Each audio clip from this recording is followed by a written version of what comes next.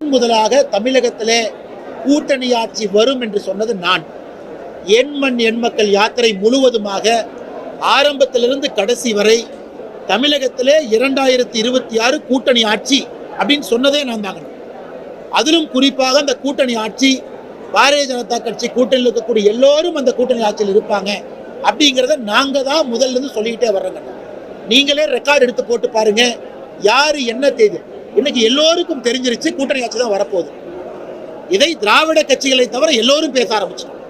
2026 கூட்டணி ஆட்சி. ஏன்னா ஒரு பக்கம் பட்டியலின சகோதர சகோதரிகள், இன்னொரு பக்கம் பாருங்க இதர பிற்படுத்த ஒரு வகுப்புல எத்தனையோ சின்ன சின்ன ஜாதிகள் இன்னும் அங்கீகாரம் இல்லாம இருக்காங்க. ஓபிசிங்கிறது பெரிய சமுதாயம், அதுல பெரிய சமுதாயம் இருக்கு, சிறிய சமுதாயம் இருக்கு. சிறிய சமுதாயம் வாய்ப்பு இல்லாம தான் இருக்கிறாங்க. அவர்களுக்கு கொடுக்கணும் ஆட்சி. எம்எல்ஏ கிடையாது, எம்பி கிடையாது, அவர்களும் அமைச்சர்கள் கிடையாது. அதனால் சிறிய சமுதாயத்தில் இருப்பவர்கள் ஆட்சி கட்டல் உட்கார்ந்தாதான் அந்த சமுதாயம் வேகமாக முன்னேறும்.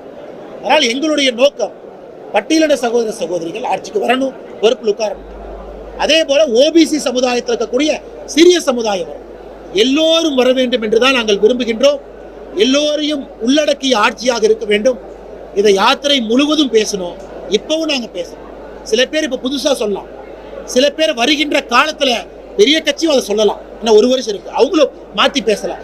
ஆனால் உண்மையாக முதலில் மக்கள் மன்றத்திலே வைத்தது நாங்கள். காரணம், இதயத்திலிருந்து வைத்திருக்கின்றோம். யாத்திரை முழுவதும் பார்த்திருக்கின்றோம். உண்மையான மாற்றம் வர வேண்டும் என்றால் எல்லா சமுதாய மக்களும் ஆட்சி கட்டலுக்கு வர